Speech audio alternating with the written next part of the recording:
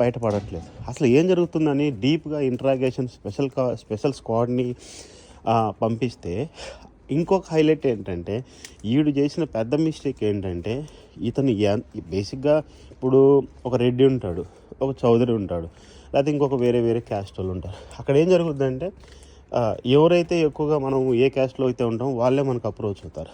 ఇతని సర్నేమ్లో పటేల్ అనే ఒక సర్నేమ్ ఉండడం వల్ల ఇతను మొత్తం గ్రూప్ అంతా పటేల్ అనే వాళ్ళే ఇతనికి అప్రోచ్ అయ్యారు.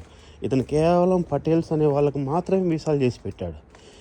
అది కూడా ఒకటి ఫైండ్ అవుట్ చేశారు స్క్వాడ్. అదేంటి, దాడులన్నీ పటేల్స్ మీదే జరుగుతున్నాయి, అది కూడా ఓన్లీ ఇండియన్ల మీదే జరుగుతున్నాయి.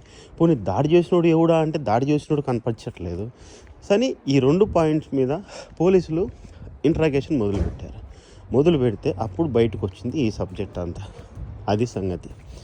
దాని తర్వాత పోలీసులు మొత్తం స్కామ్ అంతా బయట పెట్టారు. సో ఆ చంద్రకాంత్ పటేల్ ప్లస్ ఇతనికి ఎవరైతే సపోర్ట్ చేశారో ఆ 3 పోలీసులు అందరినీ అరెస్ట్ చేశారు, జైలుకి పంపించారు. సో ఫ్రెండ్స్, ఇది స్టోరీ. సో ఫైనల్గా చెప్పేది ఏంటంటే, అసలు లంచాలంటే ఏంటో తెలియని పోలీస్ డిపార్ట్మెంట్కి కూడా యుఎస్లో లంచాలు అలవాటు చేసి ఎంత పెద్ద స్కామ్ చేశాడంటే, మన భారతీయులకి ఎంత అతి తెలివి అంటే అంత అతి తెలివి. అది పరిస్థితి. Whatever, anyway, see you next video. See you all.